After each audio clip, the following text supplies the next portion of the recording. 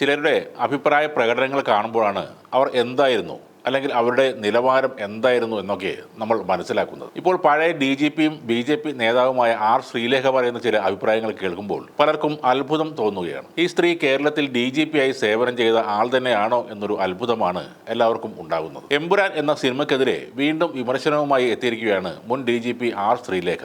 അധോലോക നായകന്മാർ മാത്രമാണ് നല്ലവരെന്നും ബാക്കിയുള്ളവരെല്ലാം മോശമാണെന്നും കാണിക്കുന്ന ഉള്ളടക്കങ്ങളാണ് എമ്പുരാൻ്റെതെന്ന് R ശ്രീലേഖ വീണ്ടും പറയുന്നു. തന്റെ യൂട്യൂബ് ചാനലിലൂടെയാണ് മുൻ DGP എമ്പുരാനെതിരെ രണ്ടാമതും രംഗത്ത് വന്നത്. ലൂസിഫർ ആദ്യം കണ്ടപ്പോൾ എനിക്ക് ഇഷ്ടമായില്ലെന്ന് പറഞ്ഞിരുന്നു. പക്ഷെ പിന്നീട് ബാക്കി എല്ലാവരും സിനിമയെക്കുറിച്ച് നല്ലത് പറയുന്നതായി കേട്ടു. അപ്പോൾ എനിക്ക് തെറ്റുപറ്റിയെന്ന് കരുതി സിനിമ OTTയിൽ വന്നപ്പോൾ വീണ്ടും കണ്ടു. ലൂസിഫറിൽ കുറച്ചൊക്കെ പച്ചയായ രാഷ്ട്രീയം പറയുന്നുണ്ടെന്നും ശ്രീലേഖ പറഞ്ഞു. എന്തുകൊണ്ടാണ് കേരളത്തിലെ ചില രാഷ്ട്രീയ പാർട്ടികൾക്ക് എമ്പുരാൻ ഇഷ്ടപ്പെട്ടതെന്ന് അറിയില്ലെന്ന് ശ്രീലേഖ പറയുന്നു. ഒരുപക്ഷെ ഗുജറാത്ത് കലാപത്തെക്കുറിച്ച് കാണിക്കുന്നത് കൊണ്ടാകാം അത് എന്നും BJPക്ക് എതിരെ ആണെന്നുള്ള ബോധം ഉള്ളതുകൊണ്ടായിരിക്കും അവർക്കൊക്കെ എമ്പുരാൻ ഇഷ്ടപ്പെട്ടതെന്നും ശ്രീലേഖ പറഞ്ഞു. എമ്പുരാൻ രാജ്യത്തെ എല്ലാ രാഷ്ട്രീയ പാർട്ടികൾക്കും എതിരാണെന്നാണ് അവരുടെ അഭിപ്രായം. UDF LDF എന്നീ മുന്നണികളെ പരോക്ഷമായി ഉദ്ധരിച്ചായിരുന്നു ശ്രീലേഖയുടെ ഈ പ്രതികരണം. എമ്പുരാനിലെ പ്രധാന കഥാപാത്രമായ സയ്യിദ് മസൂദ് എങ്ങനെയാണ് പാകിസ്ഥാനിൽ എത്തിയതെന്ന് സിനിമയിൽ പറയുന്നില്ലെന്നും എന്തിനു വേണ്ടിയാണ് സയ്യിദ് മസൂദിനെ ഖുറേഷി രക്ഷിക്കുന്നതെന്നും ശ്രീലേഖ ചോദിക്കുന്നുണ്ട്. മസൂദിനെ ഖുറേഷി രക്ഷിച്ചത്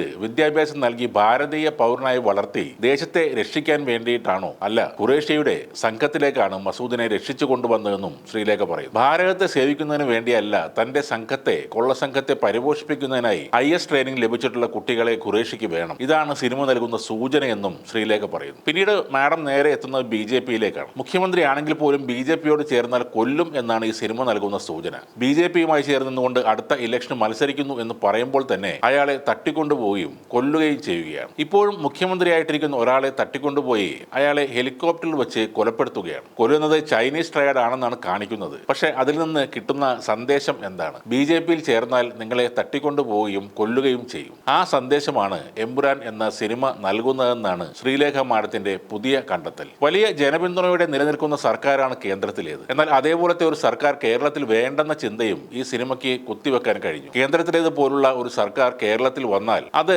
തങ്ങളുടെ അധോലോക ബന്ധങ്ങളെ ബാധിക്കുമെന്ന ധാരണയാണ് ഈ സിനിമയ്ക്ക് പിന്നിൽ പ്രവർത്തിക്കുന്നതെന്നും ശ്രീലേഖ പറഞ്ഞു. എന്തിനേറെ പറയുന്നു, എമ്പുരാൻ എന്ന സിനിമ ജനാധിപത്യത്തെ തന്നെ എതിർക്കുന്ന ഒന്നാണെന്നും ശ്രീലേഖ പറയുകയാണ്. എന്തൊക്കെ സംശയങ്ങളാണ് ഈ DGP മാഡം ചോദിക്കുന്നത്? ഖുറേഷി അബ്രാം സയ്യദ് മസൂദിനെ കയ്യിൽ ചരട് കെട്ടിച്ച് നേരെ ഷാഖയിൽ കൊണ്ടുപോയി ആക്കിയെങ്കിൽ മാഡം ചിലപ്പോൾ എഴുന്നേറ്റ് നിന്ന് കൈയടിച്ചേനെ. കഴിഞ്ഞ തവണ മയക്കുമരുന്ന് കുത്തിവെച്ച് ഗോവർദ്ധനെ ഉറക്കിക്കിടത്തിയ കാര്യം പറഞ്ഞതിന്റെ ക്ഷീണം മാറ്റാൻ വേണ്ടിയാകും ഇത്തവണ മാഡം രാജ്യസ്നേഹം കയറ്റിക്കൊണ്ടുവന്നു. മാഡം DGP ആയിരുന്ന കാലത്ത് എന്തൊക്കെ നിയമലംഘനങ്ങൾ നടന്നിട്ടുണ്ടാകുമെന്നാണ് ഇപ്പോൾ ജനം ചിന്തിക്കുന്നത്. ഇത്രയ്ക്ക് മുരടിച്ച ചിന്താഗതിയുള്ള ആളുകൾ പോലീസിന്റെ തലപ്പത്തിരുന്നാൽ അല്ലെങ്കിൽ ഉത്തരവാദിത്തപ്പെട്ട സ്ഥാനങ്ങളിലിരുന്നാൽ അതൊരിക്കലും ഈ നാടിന് ഗുണകരമാകില്ല. മാത്രവുമല്ല, വിവരക്കൂടുതൽ കാരണം സൈബർ തട്ടിപ്പിന് ഇരയായ വ്യക്തി കൂടിയാണ് R ശ്രീലേഖ. ഇത്തരം തുടർ മണ്ടത്തരങ്ങളുമായി ഇനിയും വന്നാൽ സ്വന്തം പാർട്ടിയിൽ സുരേഷ് ഗോപി അണിഞ്ഞിരിക്കുന്ന ആ കുപ്പായം മാഡത്തിന് കിട്ടാനും സാധ്യത കാണുന്നുണ്ട്.